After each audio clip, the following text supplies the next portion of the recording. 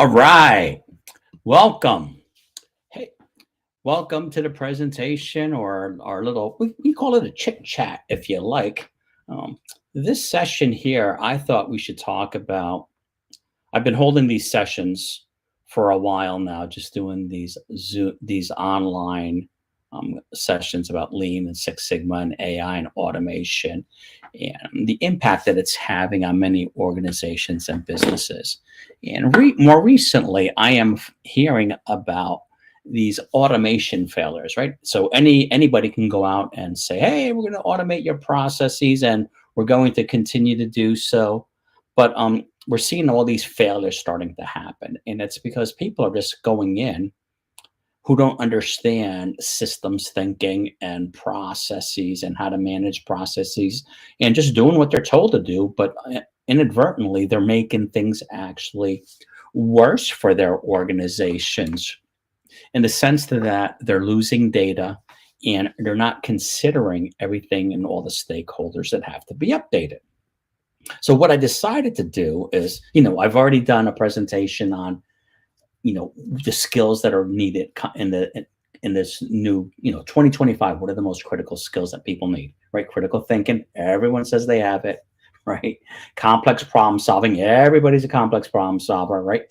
Data literacy, which includes statistical thinking, data analytics, and of course, strategic thinking. All these skills, everyone will claim to have, right? And with a handful of questions, you can quickly figure out who has them or not. I've already given you demonstrations on how I created this strategy bot that can take an industry and a location and do a strategic assessment, right? And when I talk about a strategic assessment, thinking strategically, it does a pestle analysis. It does the Porter's Five Forces, a model. It does a SWOT analysis, scenario planning. It does all the stuff that people like to claim they are doing and skills that they actually have. And we know better, right? We know that whenever you hear people say, I'm a critical thinker, I'm a complex problem solver, I'm data literate, we know for the most part, those words are fluffery at best.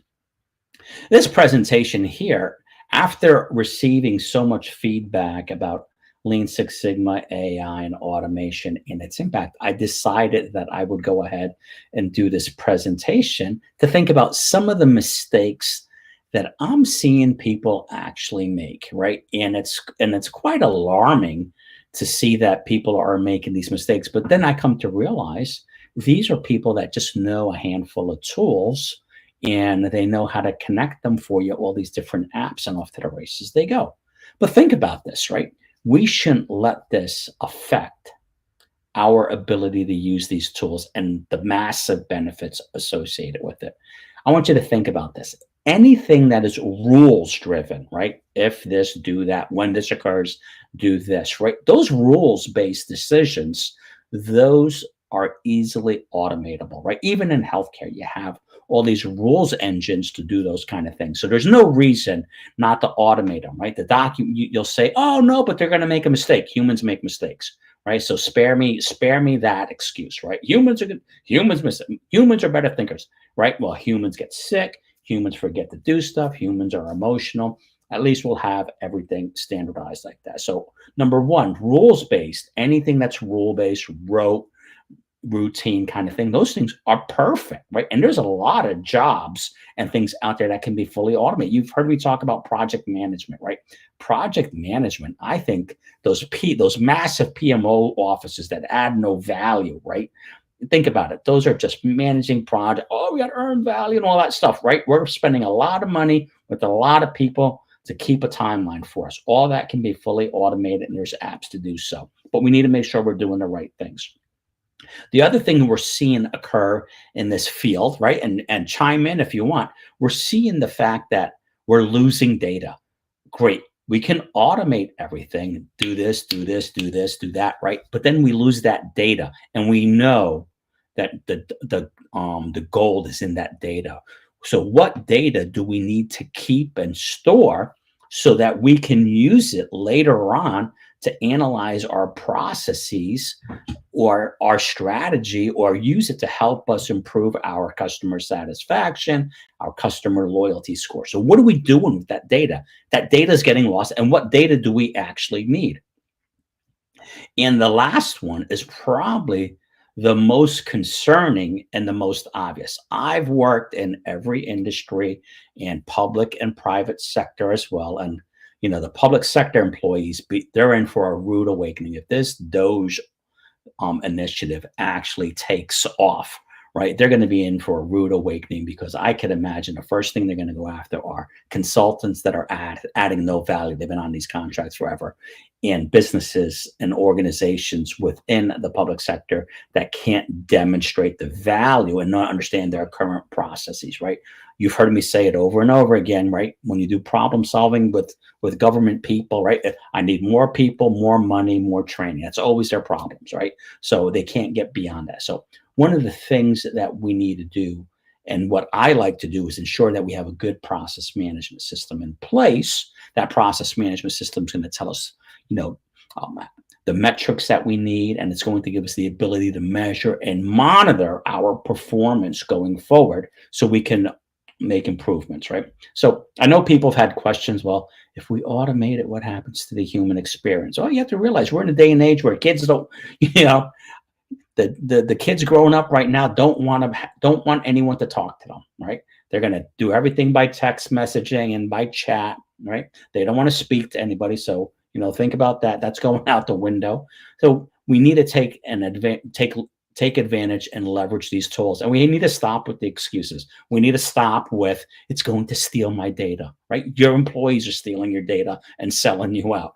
It's not secure. Your employees are taking their computers home and leaving them in bars and in hotels and restaurants. Your employees have stuff on their thumb drives. Your employees are loading things into the cloud so that they can make their lives more convenient, right? So we need to stop with that nonsense. And AI makes mistakes. Of course it makes mistakes.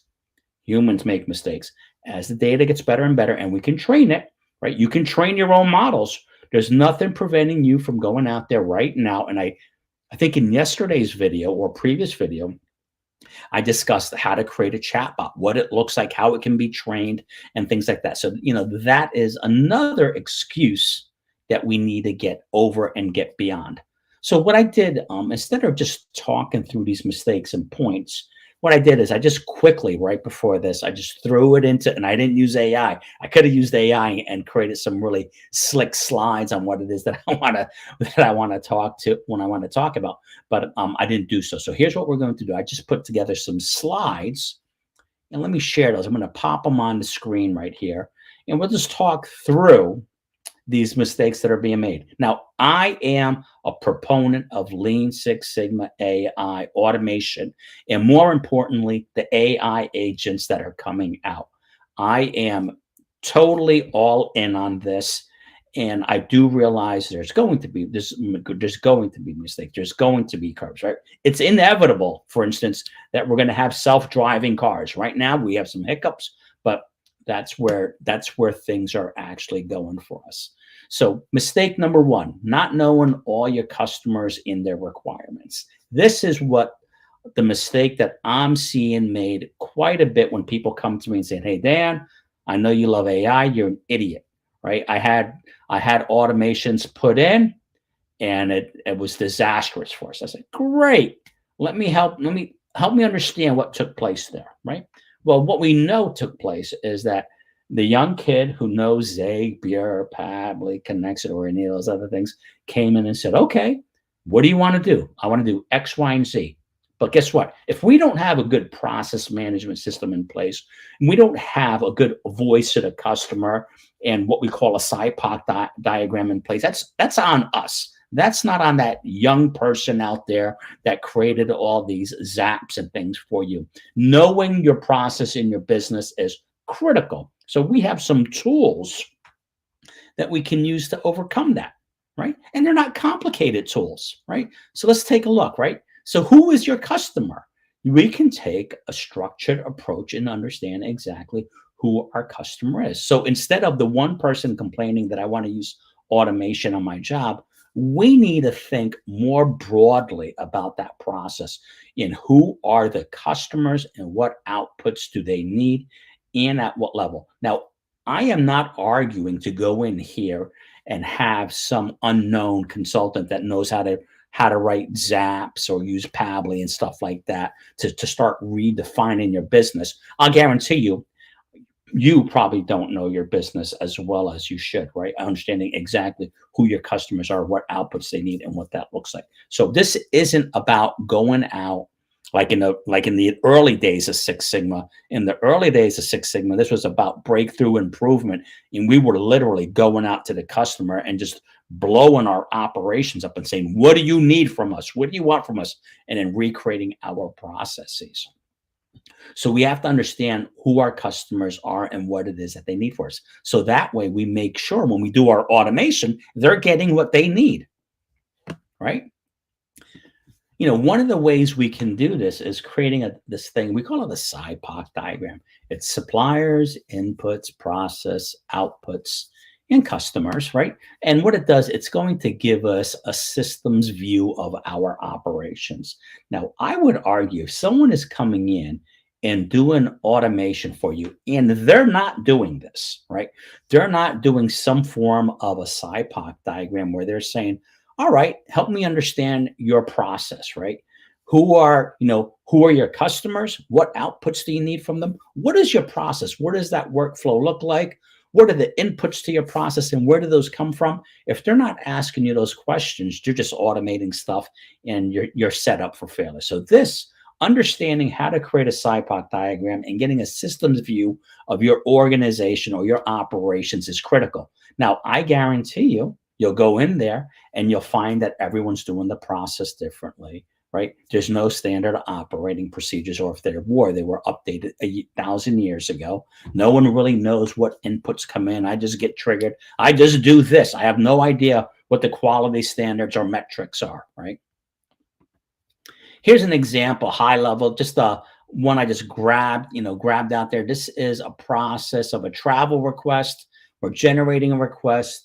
We transport the request, we create the order, we execute the travel, and we file a claim, right? I have dozens of these examples, but what this does here, it's telling us right here in the middle, what's our process, right? It tells us the output of our process, everything that we need to keep track of, right? We can automate this, but if we didn't do the right thing and capture all those outputs, we're going to be kind of screwed, right? Who the customers are and who should get those. What are the inputs to the process and who supplies it? This one was done on a project that was done, a Six Sigma project or training in the military probably more than a decade ago, right? But this has given us a systems view of everything that takes place. So now we realize, holy cow, we have all these things to consider when we're making our process improvements, right? Or we're automating our processes. Now, I know right now, some of you are doing backflips. Holy cow, we can't automate our processes. We're automating waste. We're automating defects. Well, you're doing it right now anyway, right? So,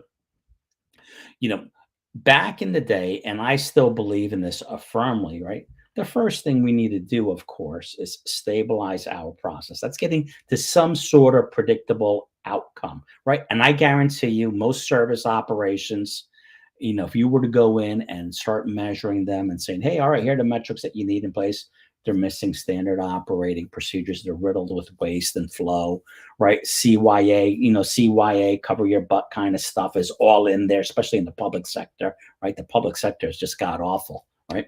So I understand that. Stabilize, standardize, optimize, maybe automate. There's different ways to go about doing this. Now, when we're talking about identifying projects, there's ways of identifying these projects, right? If you have a process that's frequently occurs and there's very little deviation in that process, it's fairly standard, that's a great process to automate. And I have all these tools and techniques on how to evaluate projects for automation. So this is one of the tools that we can actually use, right? A SIPOC diagram, if done, and I'm not here to teach you how to create a SIPOC diagram, right? A lot of that training is done in our Lean Six Sigma, yellow belt, green belt, and black belt training, right? This is just introducing the concept for you to understand.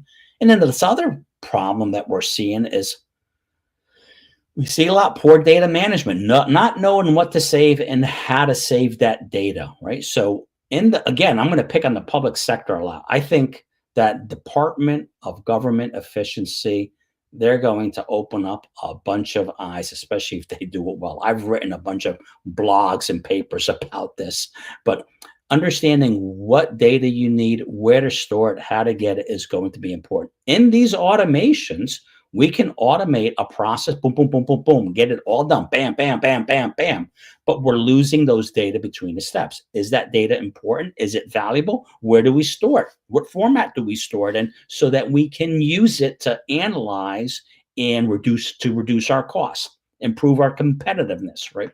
All those things are actually important. And I'm seeing data being lost left and right, or the data is not being formatted in an easy way that it can be analyzed, right? So we still need to think about the days of big data. So let's take a look at this, right? Remember, I was just talking about a SIPOC diagram and the benefits of using that SIPOC diagram. Here's a little template. If you've been to Lean Six Sigma, green belt, or yellow belt, black belt, or master black belt training, you've all seen this or something similar to this, right? So we have our process steps laid out, high-level process steps, the happy path. In this early phase of the SIPOC, we're not doing if this, then that, right? We're just trying to get an understanding of our systems. What are the outputs of this process? Who's the customer? What are the inputs? What are the sources of those inputs? And down here, we have some data that we can actually capture and report on. Now, this is where all the alibis come into place, right? So people are recording metrics and measures. I call them the alibi metrics, right? They're the alibi for why they couldn't meet some sort of standard. And typically, they're measuring someone else's performance. I'll never forget, I was in one organization in the public sector, and the people that I said, let me see your measures. It was their supplier's measures. It was someone else's measures. Nothing about what their performance actually looked like, right? I'm going to talk about some key measures that you should have for your process management system. I'm going to simplify it to a handful of measures that actually make sense and all you need to get going. So if you do a template like this, it's going to help us understand what data is coming out of the system, what data is coming in, what are the inline process metrics, output metrics, the data that we might need to capture and where we're going to store it in what format are we going to store that data. Data is gold.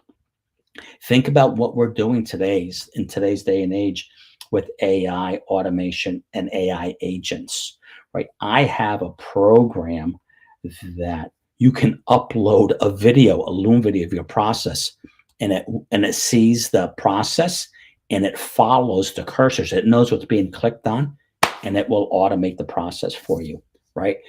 It's beyond scraping. The data that can go out, make decisions, pull data in at a certain time, evaluate it, trigger different events. It's absolutely mind-blowing what we're actually seeing take place today, right? So what data do we need?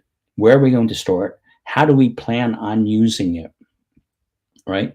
To further our cause. I think with these AI and automation tools that are coming out, the price of software and the ability for you to create your own software products, customized software products, is going to be incredible. I've seen the most phenomenal software products made just by using some of these AI agents, and they're SaaS enabled and they run fantastic, right? So the price of software, really see that coming down quite a bit, and our ability to automate activities and tasks that we're using. But again, the data is going to be, as software gets cheaper and easier to create, right?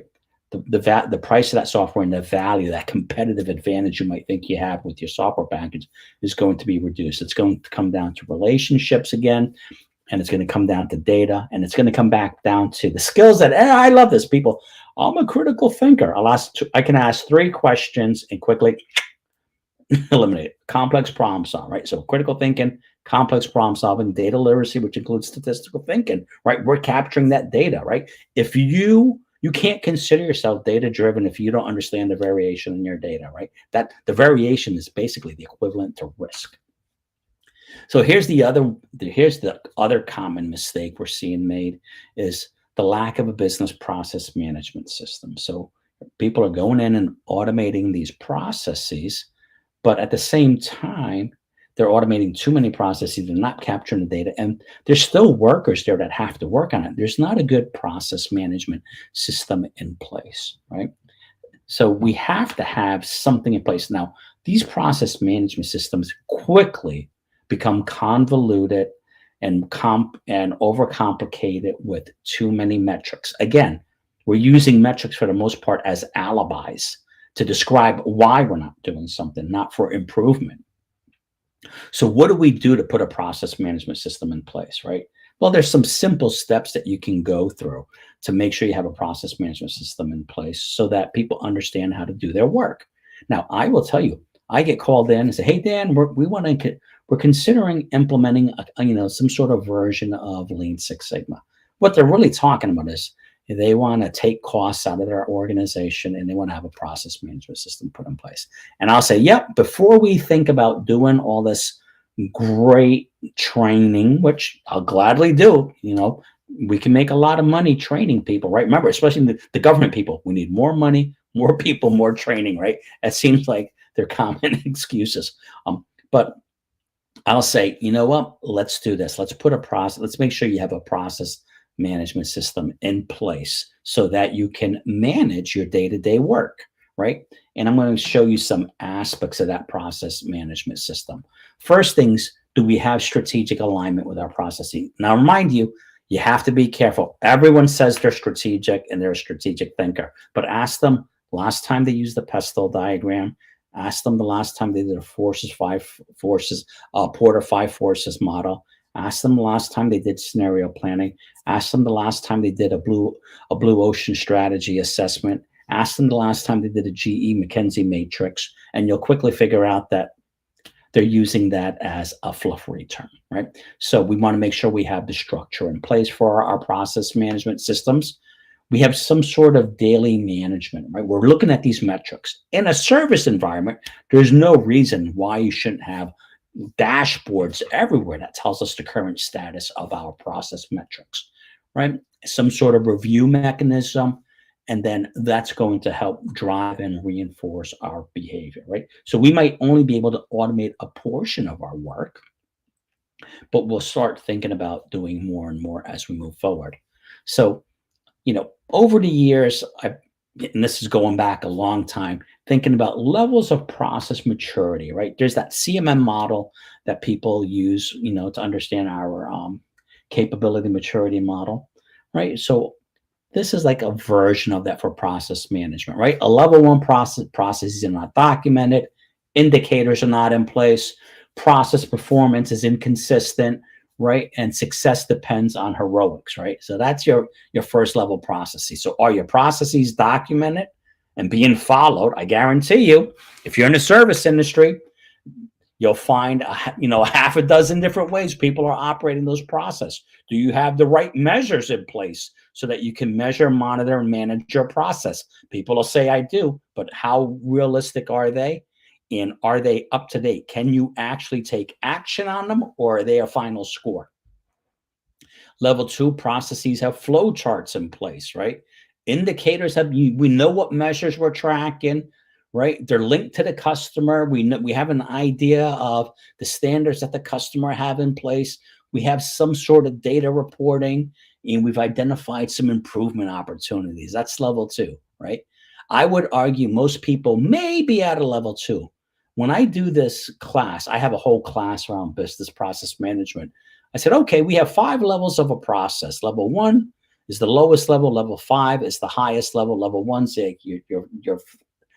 you're just starting out in process management. Level 5, you have these optimized processes. Where do you think you are in the curve, right? And people always say, oh, we're 4 or 5, right? And then I show them this data, right? I said, okay, do you have this in place? No. Do you have this in place? Oh, no. Okay, no. How would you reevaluate your process, right? And rarely does anyone give themselves a 3 or greater. Now, level 3 processes are standardized and integrated with other processes. So we're looking outside, we're getting a systems view, and improvement opportunities are based on data, the process data within our system, right? Good luck with that. And then we have level 4 and then level 5 and ongoing. So these are different levels that we can use to assess our process. And this is what I'm going through when I'm looking at a process. If I'm doing AI and automation, and I will inevitably get into that business. I love that business, but we're going to do it the right way. We're going to make sure the processes are stabilized and then standardized, and then we're going to optimize those processes, as well as understanding the voice of the customer, the data that they need to keep, right? This is going to be a journey for them to really advance their process performance. This isn't some just automate this for me so I can take my lunch breaks earlier. Now, here's how a method, this is my method, this is my framework of how I go about implementing these process management systems. To me, this is the goal. If you just did this in the coming year, if you knew how to do this and you had the tools of this, and this is all you did, you would be golden. If you're in the public sector and you're worried about DOGE, the Department of Government Efficiency, if you think that's going to manifest itself, you need to do this right now, right? So these steps can be done almost immediately. I worked with a public sector, a utility company. Bam, we had this knocked out in a week, right? So understanding your process, the mission. What's the mission of our process? Do our employees really know what the mission of our process is, right? Define its purpose, its objectives, our goals, the process goals, and we understand our stakeholders, right? That's what we're looking at. Do we understand the mission of our process? How do we onboard someone? Map the existing process. Is the process mapped? Do we have a process map that we can use to train and onboard our employees that they can follow, right? So we're going to document those processes in detail to understand what goes on, and we're going to make sure we know people's roles and the handoffs in those processes. Remember, those handoffs are an opportunity for delays and wastes in our system. And again, I'm not turning this into a Six Sigma project, right? Or a lean project, right? You'll get, this is my favorite thing is you get a bunch of lean consultants they just want to consider themselves lean. And the first thing they want to do is get everyone in a room and we're going to create a value stream map of our process, knowing, especially in the service industry, that none of this stuff exists, right? And then they just start guessing, well, where are we going to do a project? We'll do a project here, we'll do a project here. We're taking a structured approach. We're starting with this. Everyone needs this. Every process needs to go through this system here. So we're going to map out that process, right? So we understand what's going on there. And then we're going to develop our measures. This is where people go bananas, right? And they start developing all these crazy measures and standards. You only need 6 measures, folks. All we want to do here is create a closed loop system. I need to know the number of incoming transactions. I need to know how many transactions came in or in backlog or work in process. I need to know how many transactions in backlog, what their age is, almost like an aging AR report. So that's 3 measures. So we have incoming transactions, backlog, aging backlog, and then I need to know my output metric, right? How many transactions did we complete? So that's number 4. Number 5, our average turnaround time. How long did it take us to complete those measures? And I know I have a saying, average managers report on managers. Maybe you want to use the 75th percentile as your metric. And then some sort of defect rate. Was our turnaround time or our product effective? With those 6 measures, only those 6 measures, you have a nice closed loop system, and everything else remaining constant, you can manage your operation and be on top of your game. So we have the measures in place. Everything else, all the other metrics you're going to track and that you want to track are vanity metrics or your alibi metrics, right? That's all great, but it's not going to do anything for our team. Then we need to monitor our metrics, have some way of monitoring our metrics in real time. I've seen organizations that they couldn't get their metrics for a month or week or 2 weeks. That's the score. That's the final score. That's not inline monitoring. We need to make sure we have some sort of real-time monitoring system of those 6 metrics, right? Of those 6 metrics right out of the gate, right? Incoming transaction volume, backlog, agent backlog, number of completed transactions, our average turnaround time, and our defect rate. We need to be able to monitor those in real time so that we know we can take action. And then we need to learn how to use those monitored metrics to manage our process and identify when we take action. We're not going to take action for every peak and dip, right? There's some normalcy in those peak and dips. All processes go up and down, right? So we need to know when we're going to take action. So we're going to learn what levers to pull to manage our process. And you say, oh, I'm a process manager. I know what to do. Yeah. If you don't have all this other stuff in place, you don't know what to do, right? And then move, right? Identify improvements in place, right? So what improvements are we going to put in place in the future, right? So you may not do automation right away, but you might start with this right here. Let's put a business process management system in place, right? Let's make sure we understand that voice of the customer. Let's make sure we're tracking the right things and we're keeping the data and getting the data that we actually need. So those are those, if we go back, that takes us back to the mistakes that we've actually seen in these process areas, right? And these are major mistakes that we're talking about. So let's go back and take a quick look again, right? Mistake number 1, right? Mistake number 1 is not knowing who our customers are and what those outputs are. If you're automating a process and you don't know who gets what and where it goes, that's a problem, right? You're going to have to come back and fix that.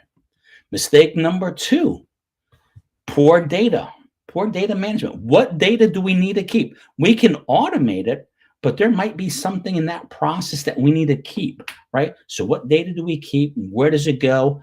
And what format does it need to be in? And then, of course, that last one, which is the biggest one, which is where I would start, right? Especially if you're in the public sector right now and you're worried about the Department of Government Efficiency, I would make sure I have a good business process management system in place, that my process has a solid mission statement. Everyone knows what it is. My process has been mapped out in detail.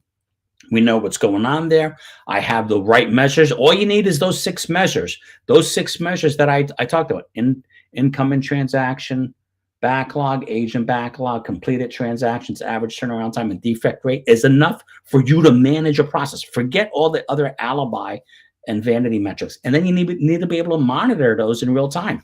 You know, it doesn't do us any good to have all these metrics and then it's a month later and like, oh yeah, we had a bad day back then, right? What did we do with it?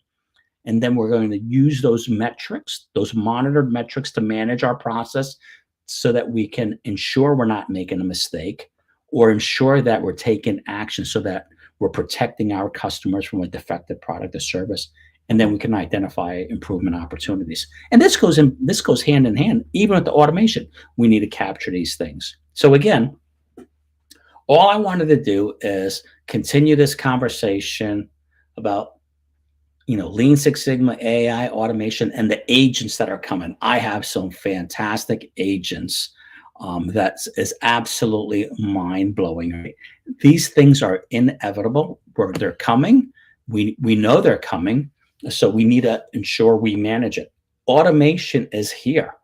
And I'm even at the point, I used to say that we need to stabilize, standardize, optimize, and then we can harden our processes with IT. But at this point now, it might be beneficial to start automating our processes because it's going to be quicker and that's going to highlight deficiencies and defects in our process. As long as we have a way of monitoring those, capturing those defects before they escape to the client. So that's the world. That's a reading from the book of Dan, right? So I've been including a lot of this content and making sure that the AI, the automation, the AI agents is in my Lean Six Sigma training and certification programs. It's here. And I've been emphasizing the critical thinking skills. What questions do you need to ask, right? How do you know someone's a critical thinker? Complex problem solving. How do we solve these complex problems? All the automation in the world isn't going to do the critical thinking, complex problem solving for us. It's going to generate a lot of data. You're going to need to be data literate. And that includes statistical thinking. Average managers report the averages, right? We need to get beyond that. We need to understand the variation in our data because that's risk, right? And then, of course, we have data analytics. All this data that we're generating now is going to lead us to have a bunch of data, and then strategic thinking and being a strategist. We need to get beyond saying I'm a strategist, right? Or I know strategy. We need to get to the heart of it and really become strategic thinkers. And right. And when I wrote my strategy bot, that strategy GPT bot that I have, people were surprised by the results that they got. And when you go out and hire a firm, I worked for a firm in strategy and change. It costs a lot of money to do all this research. It's amazing what you can do on the web now. My strategy bot created a 25-page document, right, on a full strategic assessment for an industry, including the blue ocean strategy, recommendations, and so on. Automation is here to stay. If you're in a rules-based environment, project management, accounting, bookkeeping, doing taxes, answering call center stuff, all automatable, right? And I would argue it'd be more consistent and it's trained, right? As these automations happen and we start using these texting and the dialers, the system is going to learn. It's going to say, hey, you know what, Dan? You should have this frequently asked question more obvious on your website, or you should start with this because you're getting a lot of questions about it. So again, I'm Dan Feliciano with OpEx 90. I just wanted to share with you some things that I'm discovering that people are having problems with when it comes to AI and automation. I wanted to share that with you because it shouldn't stop us. Let's get ahead of it. We know, right, again, that people are automating their process without fully understanding their system. We get it. We know there's tools to mitigate that. We know that people are coming in and automating our processes and losing all the data, and that data is valuable to us. That data is going to be more valuable than an employee, right? And then, of course, we know, especially in the public sector, you have lousy process management systems in place, right? If we get a good process management system in place, we understand our workflow, we start stabilizing it, standardizing it, optimizing it, it's going to be ready for AI and automation, right? We're going to bring down those costs, right? We're going to improve our delivery turnaround times. And I think it's going to be a very exciting year, a very exciting year. So have a good one. I'll figure out what I'm going to do in my next live stream. I might do something tomorrow, might continue down this path